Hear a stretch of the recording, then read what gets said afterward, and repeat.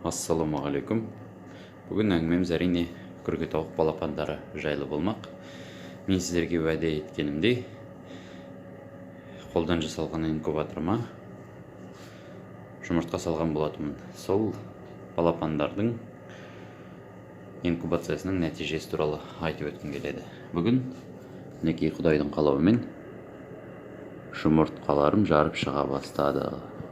Мына жақта көріп тұрғандарыңыздай жұмыртқалар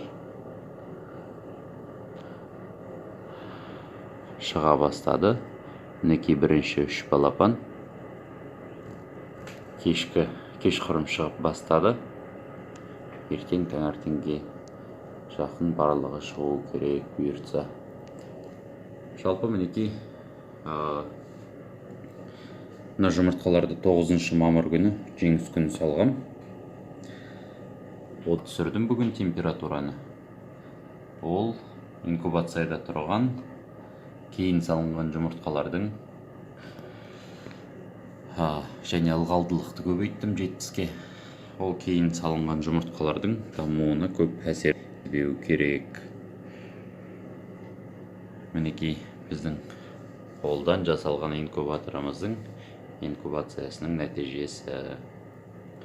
Енді әрі қарай бұл балапандар шығып, кішкене әлденгендерін қасында тұрған брудерге, осыған дейін өзім қолдан жасаған брудерге салып отырамын. Мінекей астына пеленкасын төсеп дайындап қойдым.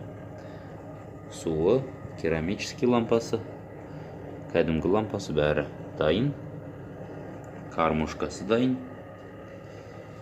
Қасына су қойып шығаратын боламын. Жалпы біздің шаруашылығымыздағы жаңалықтар осындай. Қолдан жасалған инкубаторымыз осылай қызмет жасап жатыр.